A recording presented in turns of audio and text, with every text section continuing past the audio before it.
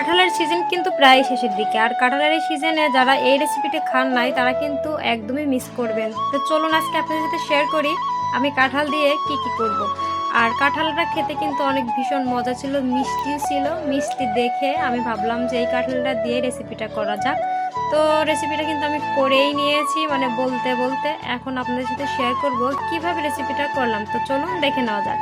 কাঁঠালের রোয়াগুলো কিন্তু এখন সুন্দরভাবে তুলে নিচ্ছি। তুলে নিয়ে এই যে এখন এর মধ্যে থেকে আটিগুলো বের করে নেব, যেন এটা চটকানোটা সহজ হয়, হাতে না লাগে। তো এই যে আমার বেশি আটিগুলো বের করা হয়ে গেছে। এখন আমি এটা সুন্দর করে একেবারে চেটকে নিয়ে এটার যে আঁশ আছে সেটা কিন্তু বেছে ফেলে দেব। তো আমার বাসাটা কিন্তু কমপ্লিট হয়ে গেছে। এখন আমি নিয়ে নিলাম আটা এবং 1 কাপ চিনি দিয়ে লবণ পরিমাণ মতো দিয়ে সুন্দর করে মাখিয়ে নিচ্ছি। আর দিয়ে দিলাম 1 কাপ চাউলের গুঁড়া। চাউলের গুঁড়া দিলে কিন্তু অনেক টেস্টি হয় এবং অনেক মচমচে হয়। তো আমি দেখুন সুন্দর করে মাখিয়ে নিচ্ছি। মাখানো হয়ে গেলে কিন্তু আমি আমার রেসিপিটা শুরু করব।